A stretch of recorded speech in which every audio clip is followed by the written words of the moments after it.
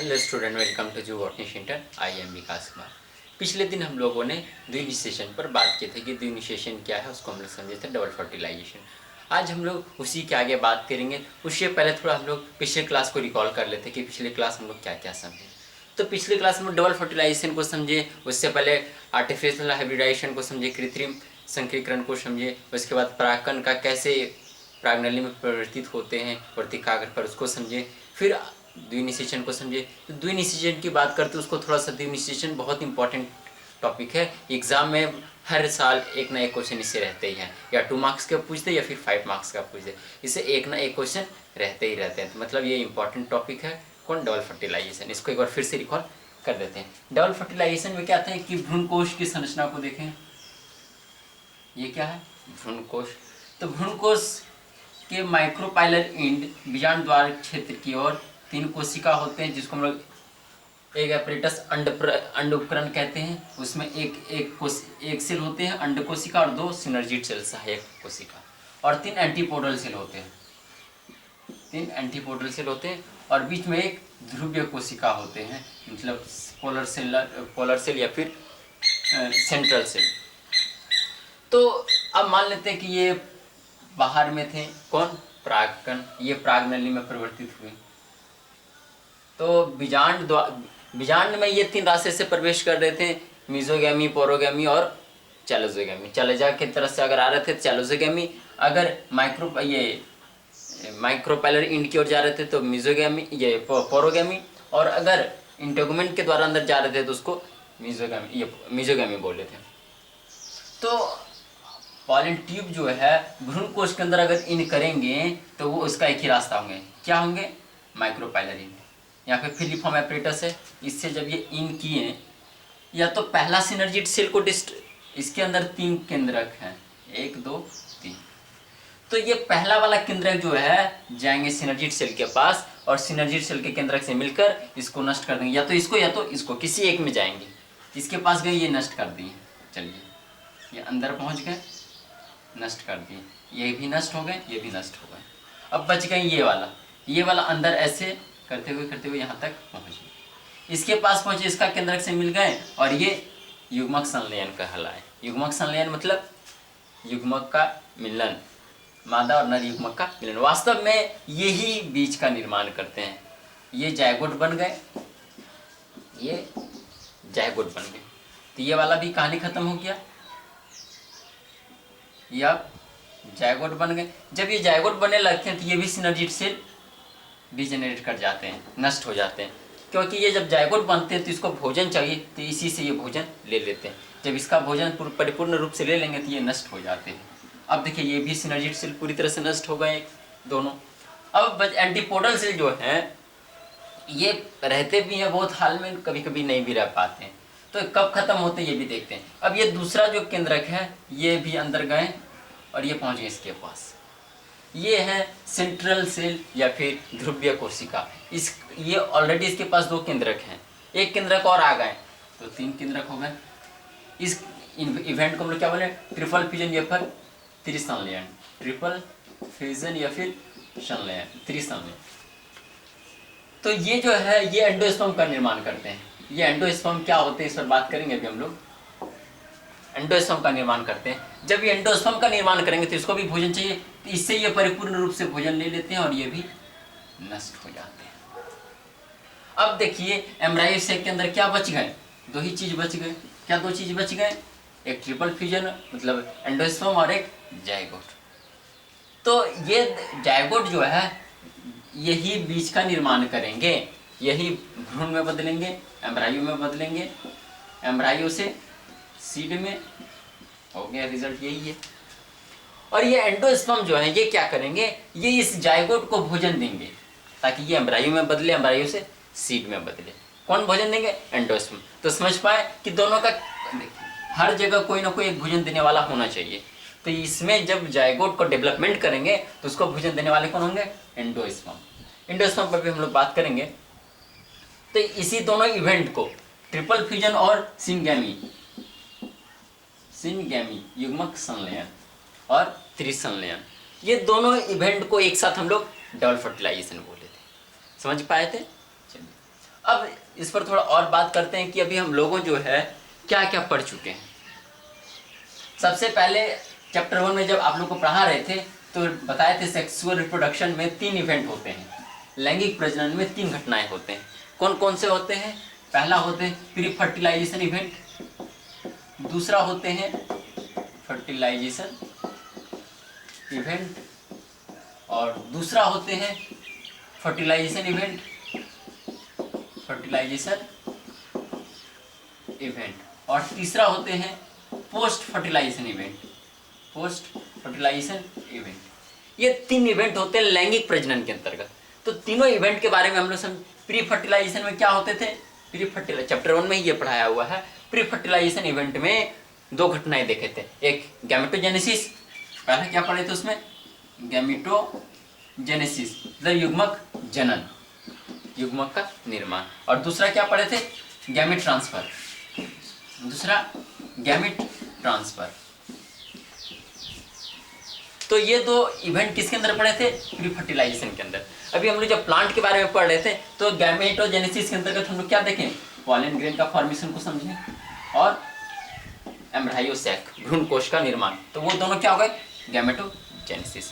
जब गैमेटोजेनेसिस हो गए तो गैमेट ट्रांसफर होना चाहिए, तो इसी के अंदर हम लोग क्या पढ़े? पॉलिनेशन, पॉलिनेशन, पॉलिनेशन हुए तब तो दोनों गैमेट आपस में मिले।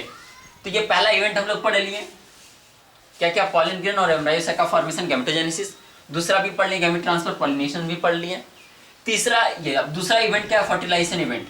इसमें क्या थे कि दोनों युग्मक आपस में मिलेंगे, तो दोनों युग्मक जब हम लोग डबल फर्टिलाइजेशन पढ़े, डबल फर्टिलाइजेशन को जब पढ़े तो यही क्या हो गए? फर्टिलाइजेशन इवेंट, इनिशिएशन हो गए। अब तीसरा हम लोग क्या पढ़ेंगे? Post fertilization event. तो आज से हम लोग पोस्ट फर्टिलाइजेशन इवेंट, इसमें क्या क्या आते हैं वो चीज पढ़ेंगे, चैप्टर कंप्लीट हो जाएंगे। तो चलिए हम लोग किस पर बात करेंगे? पोस्ट फर्टिलाइजेशन इवेंट पर।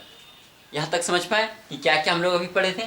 सबसे पहले गैमेटोजेनेसिस समझे कि पॉलन ग्रेन का कैसे फॉर्मेशन हुए, फिर एम्ब्रायो सैक का कैसे फॉर्मेशन हुए, उसके बाद गैमेट ट्रांसफर जिसको हम लोग पॉलिनेशन भी बोले। गैमेट ट्रांसफर हुए मतलब दोनों एक गैमेट दूसरे गैमेट के पास कैसे पहुंचे? पॉलिनेशन के थ्रू। उस इवेंट को क्या बोले थे? पॉलिनेशन। तो ये दोनों किसके अंदर आ गए? प्री फर्टिलाइजेशन इवेंट के अंदर आ गए। दूसरा फर्टिलाइजेशन इवेंट के अंदर क्या आ गए? जब उसमें फर्टिलाइजेशन होना चाहिए तो डबल फर्टिलाइजेशन आ गए। तो ये दोनों हम लोग पढ़ चुके हैं, मतलब प्री फर्टिलाइजेशन और फर्टिलाइजेशन इवेंट दोनों पढ़ चुके हैं। अब पढ़ना क्या बच गया है? Post fertilization event. चलिए इसी पर बात करते हैं, पोस्ट फर्टिलाइजेशन इवेंट क्या है। तो पोस्ट फर्टिलाइजेशन इवेंट में क्या होंगे? भ्रूण कोश का निर्माण, भ्रूण का निर्माण, हेडिंग देते हैं पोस्ट फर्टिलाइजेशन इवेंट,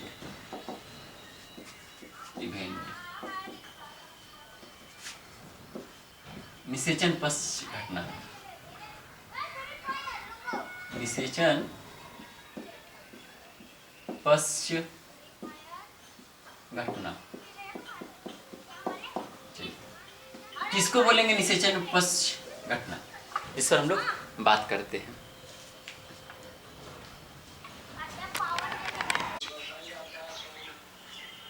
तो हम लोग बात करें निषेचन पश्च घटना, ये क्या है? इसके बारे में अगर कोई पूछे निषेचन पश्च घटना का परिभाषा लिखे, अगर 2 मार्क्स में भी अगर पूछ दें गलती से, तो उसके बारे में भी समझते हैं क्या होते हैं। तो क्या होंगे? भ्रूणकोश, इसमें क्या क्या होंगे? भ्रूणकोश, जिसको हम लोग बोलते हैं एंडोस्पर्म। ठीक है, बहुत ऐसा हिंदी टर्म है जो एक दूसरे से काफी मिलता जुलता लगेंगे, इससे अच्छा है कि इंग्लिश टर्म को ही याद रख लें। एंडोस्पर्म तथा एंडोस्पर्म तथा एम्ब्रायो, भ्रूण, एम्ब्रायो,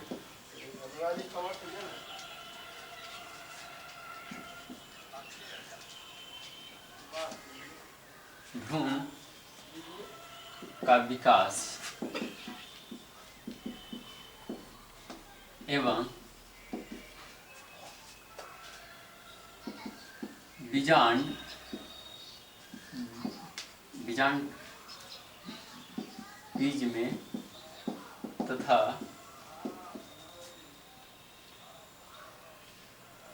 अंडाशय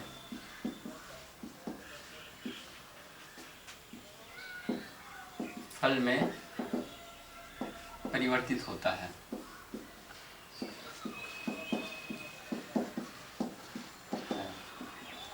इन सभी घटनाओं को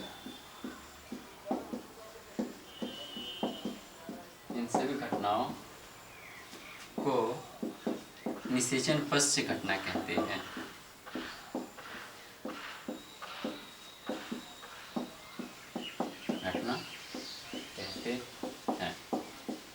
तो निषेचन पश्च घटना के अंतर्गत क्या क्या आ गए?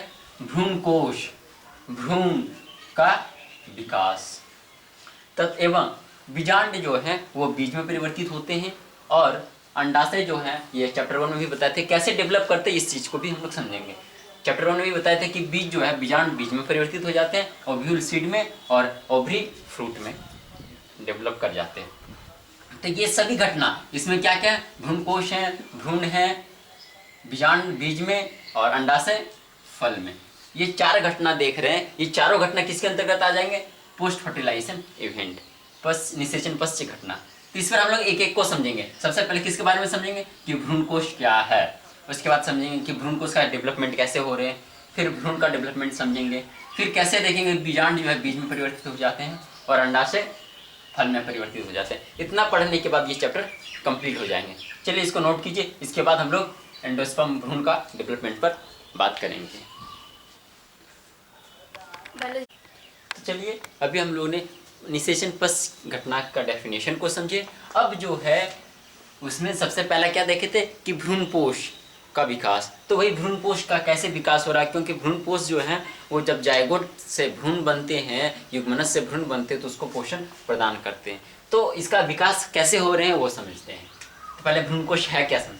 भ्रूणकोश का विकास भ्रूण के विकास से पहले होता है। दोनों का निषेचन तो एक ही साथ होकर, दोनों का युग्मक संलयन एक ही साथ होते हैं, बट ये भ्रूण का विकास बाद में होता है, जायगोट बाद में डिवाइड करता है, उससे पहले एंडोस्पर्म डिवाइड करके ये पूरा भर जाते हैं। पहले भोजन बना लेते हैं, फिर वो भोजन का खपत करते हैं। जायगोट तभी डेवलप करेंगे जब एंडोस्पर्म पूरी तरह से बन जाएंगे तब। तो भ्रूणकोश का विकास भ्रूण के विकास से पहले होता है। प्राथमिक भ्रूण कोश कोशिका, अब जो प्राइमरी एंडोस्पर्म सेल बने, अभी एंडोस्पर्म बने नहीं है, या इससे पहले जब तीनों न्यूक्लियस आपस में फ्यूजन किए तो क्या बन गए? प्राइमरी एंडोस्पर्म न्यूक्लियस बने थे। वही उसमें जब सेल डिवीजन हुए, मतलब साइटोकाइनेसिस हुए, कोशिका दल का विभाजन हो गए, तब वो बन गए प्राथमिक भ्रूणकोश कोशिका।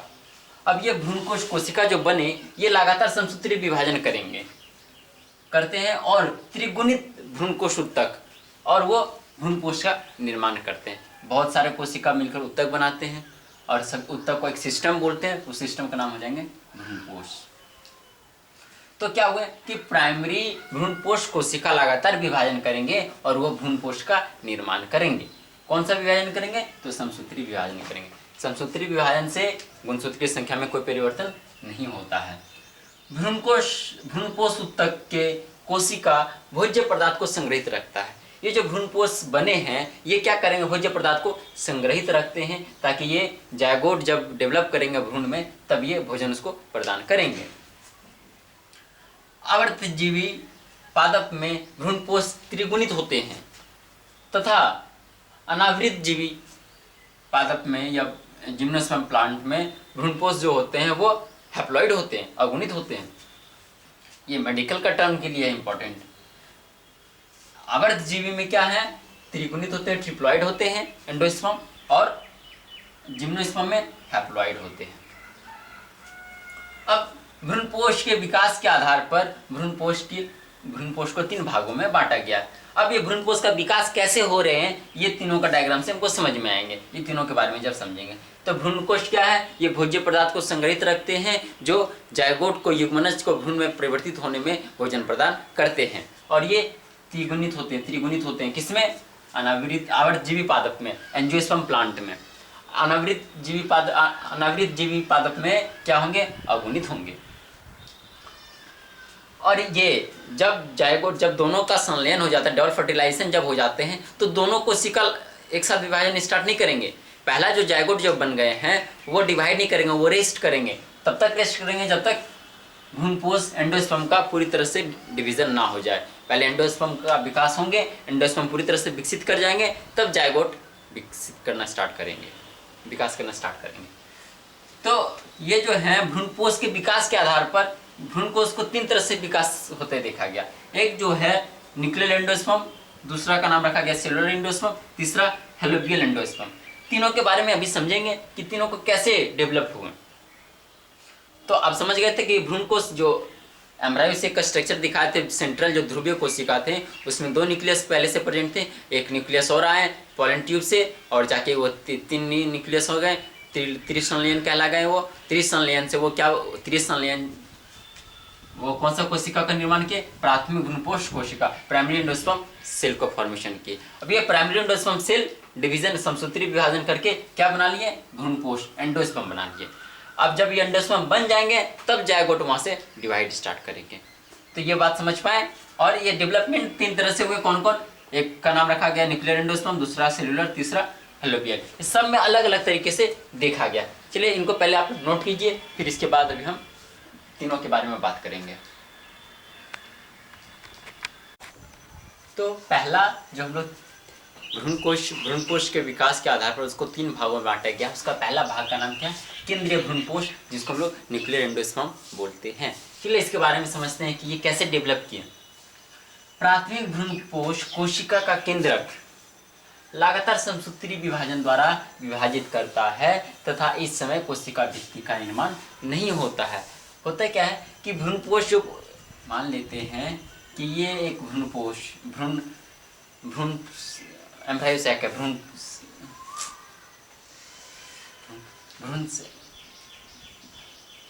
भ्रूणपोष ये क्या एम्ब्रायोसैक है। एम्ब्रायोसैक के अंदर क्या थे, ये एक ट्रिपल फ्यूजन किए हुए प्राइमरी एंडोस्पर्म सेल है। इसके अंदर 3 न्यूक्लियस है और एक यहाँ पर जायगोट है। ठीक है, तो जायगोट का डेवलप पहले नहीं होता है। पहले किसका डेवलप होता है, प्राइमरी एंडोस्पर्म सेल का। ये कंटिन्यू समसूत्री विभाजन करेंगे और क्या इसका सिर्फ केंद्रक समसूत्री विभाजन करेंगे। देखिए लिखिए केंद्रक, ना कि सेल, सिर्फ केंद्रक लगातार विभाजन करेंगे। देखिए ऐसे केंद्रक लगातार विभाजन करेंगे, बहुत सारा केंद्रक का निर्माण करिए। और बीच में क्या होता है, इसके बीच में एक रिक्तिका वैक्यूल, बहुत बड़ा वैक्यूल पाए जाते हैं, जिस वजह से जितना भी केंद्रक होते हैं वो सब किनारे किनारे होते हैं। किनारे किनारे देखिए केंद्रक चला गया, वही बात लिखे हुए हैं। देखिए यहाँ पे प्राथमिक भ्रूणपोष कोशिका के बीच में एक बड़ा रिक्तिका बन जाता है, जिससे सभी केंद्रक किनारे की ओर चला जाता है। देखिए चला गया है। बाद में ये वैक्यूल क्या होगा, डिस्ट्रॉय हो जाएगा, नष्ट हो जाएगा, छोटा हो जाएगा और धीरे धीरे नष्ट हो जाएगा। फिर उसके बाद क्या होंगे, ये जितने केंद्रक है सब केंद्रक एक कोशिका का निर्माण कर लेंगे। ये सभी कैसे डेवलप कर लेंगे, ऐसे सब एक एक कोशिका का निर्माण कर लेंगे, सबके अंदर एक एक। और ये आपका ये बन गए आपका एंडोस्पर्म और ये जायगोट जो बने हुए, ये तो अभी स्टॉक हैं डिवीजन के लिए। अब देखिए पहले क्या थे, प्राइमरी एंडोस्पर्म सेल से एंडोस्पर्म बने। कैसे बने, तो एक तरीका ये है कि उसका पहले केंद्रक लगातार विभाजन करेंगे, जब केंद्रक का विभाजन खत्म हो जाएंगे तो फिर वो सारा केंद्रक एक एक कोशिका में परिवर्तित हो जाएंगे। तो ये एक घटना है, इस घटना को क्या बोलते हैं, केंद्रीय भ्रूणकोष। तो भ्रूणकोष का विकास समझ पाए बात को कि कैसे हुए विकास। पहले कि जब ये प्राइमरी एंडोस्पर्म सेल बने कि दूसरा केंद्रक जो थे प्राग नली का, वो आकर ध्रुवीय कोशिका के केंद्रक से जब मिल जाते हैं तो वो बना लेते हैं प्राइमरी एंडोस्पर्म सेल। ये प्राइमरी एंडोस्पर्म सेल लगातार उसका केंद्रक जो है लगातार समसूत्री विभाजन करते हैं और बहुत सारे केंद्रक बना लेते हैं। इसमें एक सेंट्रल वैक्यूल या फिर वैक्यूल कह सकते हैं, वो बीच में पाया जाता है, जिस वजह से जितने भी केंद्रक है वो सब पेरिफेरल जोन में, मतलब किनारे किनारे में चले जाते हैं। फिर धीरे धीरे क्या होंगे, ये जो सेंट्रल वैक्यूल है ये डिस्ट्रॉय कर जाते हैं, नष्ट हो जाते हैं और सब जो है जितने भी केंद्रक हैं वो एक एक कोशिका में बदल जाते हैं। तो एंडोस्पर्म का निर्माण हो गया, यही हुआ एंडोस्पर्म का डेवलपमेंट। देखिए अब क्या क्या लिखे हैं, प्राथमिक भ्रूणपोष कोशिका का केंद्रक कोशिका का केंद्रक लगातार समसूत्री विभाजन द्वारा विभाजित करता है तथा इस समय कोशिका भित्ति का निर्माण नहीं होता, सिर्फ केंद्रक का विभाजन होता है। देखिए अभी कोशिका भित्ति का निर्माण नहीं हुआ है। प्राथमिक भ्रूणपोष कोशिका के बीच में एक बड़ा रिक्तिका बन जाता है जिससे सभी केंद्रक किनारे की ओर चले जाता है। देखिए एक बहुत बड़ा रिक्तिका बन गया है जिसके कारण जितने भी केंद्रक वो सब कहाँ पहुंच गए, किनारे में पहुंच गए। बाद में वैक्यूल का आकार घटने लगता है और नष्ट हो जाता है। बाद में ये इसका स्ट्रक्चर, ये जो इसका शेप है ये छोटा हो जाता है और धीरे धीरे नष्ट हो जाता है। जब ये नष्ट हो गए अब क्या करेंगे, केंद्रक का भी विभाजन पूरा हो गए। अंत में प्राथमिक भ्रूणपोष कोशिका के अंदर कोशिका द्रव का विभाजन होता है। कहने का मतलब है कि कोशिका भित्ति का निर्माण स्टार्ट हो जाता है, विभाजन होता है और सभी केंद्रक एक एक कोशिका में परिवर्तित हो जाता है। इस तरह का डेवलपमेंट, एंडोस्पर्म का डेवलपमेंट किसमें किसमें देखने के लिए मिले हैं, मेज में, राइस में, वीट में। मेज हो गए मकई, राइस चावल, वीट मतलब गेहूं, ये सबों में इस तरह का एंडोस्पर्म का डेवलपमेंट होता है। और एंडोस्पर्म एंजियोस्पर्म और जिम्नोस्पर्म प्लांट दोनों में होते हैं। एक में एंजियोस्पर्म में कैसे होते हैं, ट्रिप्लॉइड होते हैं, और जिम्नोस्पर्म में हैप्लॉइड होते हैं। तो ये देखने के लिए मिले। देखिए और भी इसका दो तरीका और भी है, एक है कोशिकीय भ्रूणपोष और एक है माध्यमिक भ्रूणपोष। तो वो कैसे डेवलप कर रहे हैं, एक तरीका ये है डेवलपमेंट का, भ्रूणपोष का डेवलपमेंट का एक तरीका क्या है, केंद्रीय भ्रूणपोष, कि पहले केंद्रक का विभाजन होंगे, केंद्रक का जब विभाजन हो जाएंगे तो फिर वो केंद्रक कोशिका भित्ति का निर्माण कर लेंगे। इस तरह करके आपका पहला वाला समझ पाए केंद्रीय भ्रूणपोष कैसे डेवलप किए। चलिए ठीक है, इसको समझ पाए, इसको नोट कीजिए। अब इसके बाद हम लोग दूसरा जो है कोशिकीय भ्रूणपोष के लिए बात करेंगे।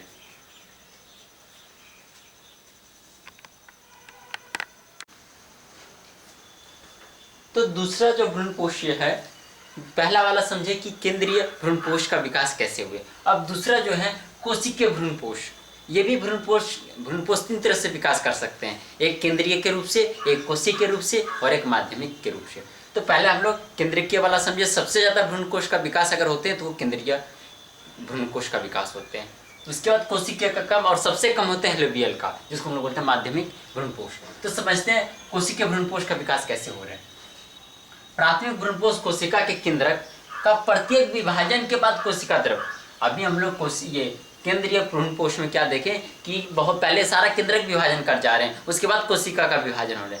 लेकिन यहाँ पर क्या हो रहा है कि एक केंद्रक विभाजन हो रहा है, फिर कोशिका भित्ति का निर्माण हो रहा है, फिर दूसरा केंद्रक विभाजन होंगे, दूसरा कोशिका भित्ति का निर्माण होंगे, ऐसे करके, इसीलिए इसको बोलते हैं कोशिकीय भ्रूणपोष। तो ये कैसे करेंगे, मान लेते हैं ये एक एम्ब्रायो सैक का डायग्राम है। यहाँ पर क्या है, जायगोट ये बन गए हैं, ये अभी डेवलप नहीं कर रहे हैं, लेकिन यहाँ पे क्या है, ये आपका primary endosperm cell, primary endosperm cell. अब ये डिवाइड करेंगे तो इसका केंद्रक जितना में डिवाइड करेंगे उतना कोशिका का निर्माण होंगे, साथ ही साथ होंगे, हो गए। देखिए ये भी आपका प्राइमरी एंडोस्पर्म सेल ही एक तरफ से है और ये जायगोट है। ऐसे फाइनल क्या होंगे, फाइनली ये जितना इसका केंद्रक का विभाजन होना होगा उतना कोशिका का भी विभाजन हो जाएंगे साथ ही साथ, और एंडोस्पर्म का निर्माण कर लेंगे। अब ये क्या बन गए, एंडोस्पर्म, एंडोस्पर्म, और यहाँ पे जायगोट। ये इस तरह का एंडोस्पर्म का डेवलपमेंट किसमें देखने के लिए मिले, धतूरा में। किसमें, धतूरा में और पिटोनिया में। ये दो फ्लावर है, धतूरा का आप फ्लावर देखे ही होंगे, उसका बीज भी देखे होंगे। इसके बीज में जब एंडोस्पर्म का डेवलपमेंट होते हैं तो कैसे होते हैं, इस तरह से होते हैं। कोशिकीय भ्रूणपोष, पहले एक केंद्रक विभाजन होंगे, एक कोशिका भित्ति का निर्माण होंगे, दूसरा केंद्रक का विभाजन होंगे, दूसरा कोशिका भित्ति के साथ ही साथ निर्माण होंगे। बट ये आपका चावल, गेहूं, मक्का में क्या होते हैं कि पहले सारा केंद्रक का विभाजन हो जाएंगे, जितना केंद्रक बनना होगा उतना केंद्रक का विभाजन हो जाएंगे, फिर बाद में उसमें कोशिका भित्ति का निर्माण होंगे। तो दो भ्रूणपोष का डेवलपमेंट समझ पाए, एक कोशिकीय, और इससे पहले क्या समझे थे हम लोग, इससे पहले हम लोग समझे थे केंद्रीय भ्रूणपोष का डेवलपमेंट। अब तीसरा वाला समझेंगे हेलोबियल, माध्यमिक भ्रूणपोष कैसे डेवलप करते हैं। चलिए इसको नोट कीजिए, फिर इसके बाद हम लोग बात करें। अब देखिए ये एक बात और, इसमें ये जो जायगोट जहाँ पर होते हैं ये क्षेत्र होते हैं माइक्रोपाइलर, ये होते हैं चैलेजल, ये होते हैं माइक्रोपाइलर, ये होते हैं चैलेजल, चैलेजल माइक्रोपाइलर। क्योंकि चालीजल के और एंटीपोडल थे, एंटीपोडल पूरी तरह से नष्ट हो गए तो खाली हो गए, और यहाँ पे सिनर्जिड सेल थे, सिनर्जिड सेल डिस्ट्रॉय हो गए तो बच गए एक सेल इधर थे, एक सेल जाइगोट में डेवलप कर गए और बीच में सेंट्रल सेल ये एंडोस्पर्म में डेवलप कर गए। समझ पाए? तो इनको नोट कीजिए। फिर हम लोग बात करते हैं हेलोबियल एंडोस्पर्म क्या है।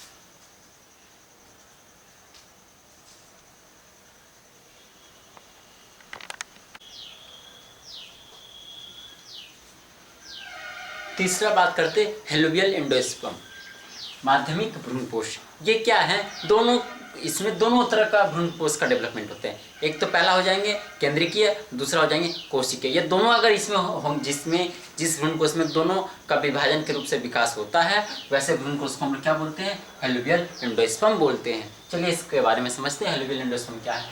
प्राथमिक भ्रूणपोष कोशिका का प्रथम केंद्रक विभाजन, उसमें पहला केंद्रक विभाजन के तुरंत बाद कोशिका भित्ति का निर्माण हो जाते हैं और दो कोशिका को बना लेते हैं, एक निभाग की ओर और दूसरा बीजांड द्वार की ओर। ये पहला कोशिका, इसका केंद्रक जब विभाजन करेंगे तो वो कोशिका भित्ति का भी निर्माण कर लेंगे साथ ही साथ। मतलब पहला वाला डिवीजन में कौन सा इवेंट हो रहा है? पहला वाला डिवीजन में सेलुलर या फिर कोशिकीय भ्रूणपोष का डेवलपमेंट हो रहा है। उसके बाद क्या होंगे? निभाग की ओर कोशिका विभाजन नहीं करता, निभाग की ओर जो कोशिका है वो कोशिका विभाजन नहीं करता है, वो वैसे का वैसे रह जाते हैं। बीजांड द्वार की ओर जो दूसरा कोशिका है उसका केंद्रक लगातार विभाजित करता है। जब केंद्रक विभाजन पूर्ण हो जाता है, जब पूरी तरह से केंद्रक विभाजित कर जाता है, तब कोशिका भित्ति का निर्माण होता है तथा प्रत्येक केंद्रक एक एक कोशिका का निर्माण करता है। ये किसमें देखने के लिए मिलते हैं? इरूमूरस प्लांट है ये भी। अब नाम थोड़ा ऐसे हैं तो कुछ किया नहीं जा सकता है। तो ये हेलोबियल एंडोस्पर्म डायग्राम से समझते हैं। देखिए ये क्या है? एक एम्ब्रायोसैक का स्ट्रक्चर है, जाइगोट। ये क्या है? Primary endosperm cell, zygote. चलिए ये क्या करेंगे? पहला डिवीजन किए, दो कोशिका बना लिए। ये जो है माइक्रोपाइलर की ओर है और ये वाला कोशिका किसकी ओर? चालीजल की ओर। ये माइक्रोपाइलर इंड है और ये चालीजल इंड है। ठीक है, तो ये वाला जो चालीजल इंड की ओर जो है ये कोशिका विभाजन नहीं करेंगे, वैसे का वैसे रह जाएंगे। बट जो माइक्रोपाइलर इंड की ओर है वो विभाजन करेंगे, वो विभाजन लगातार उसका केंद्रक विभाजन करेंगे। ये हो गए, इसका केंद्रक विभाजन करना स्टार्ट कर दिए हैं बहुत सारे। समझ पाए? अब फिर ये क्या करेंगे आगे चलकर कि जब केंद्रक विभाजन पूरा हो जाएंगे तब केंद्रक कोशिका भित्ति का निर्माण करेंगे। ये अलग हो गए। अब ये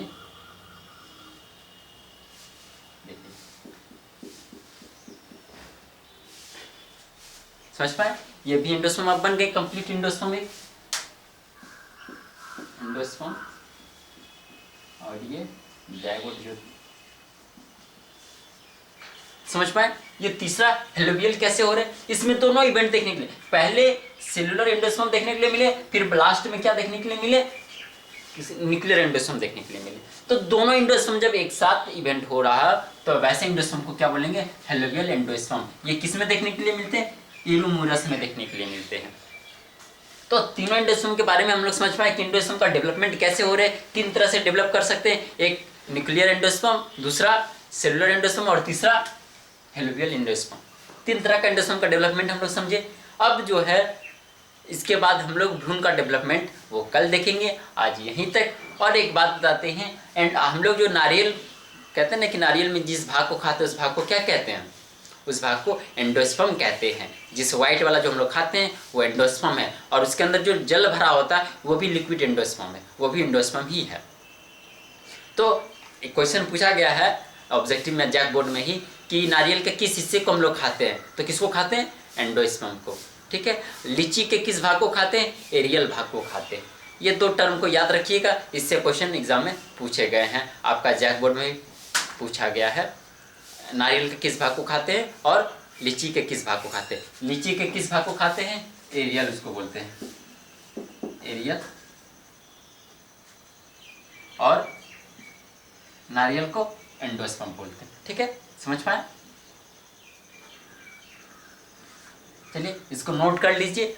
भ्रूणपोष का डेवलपमेंट हम लोग समझ गए कि भ्रूणपोष का डेवलपमेंट कैसे हो रहे हैं। अब दूसरा क्या है, भ्रूण का विकास, एम्ब्रायो का डेवलपमेंट। जब उसको समझेंगे फिर सीड का डेवलपमेंट, फ्रूट का डेवलपमेंट, चैप्टर क्लोज। ठीक है, चलिए इसको नोट कीजिए और फिर कल हम लोग बात करेंगे भ्रूण का डेवलपमेंट कैसे हो रहा है।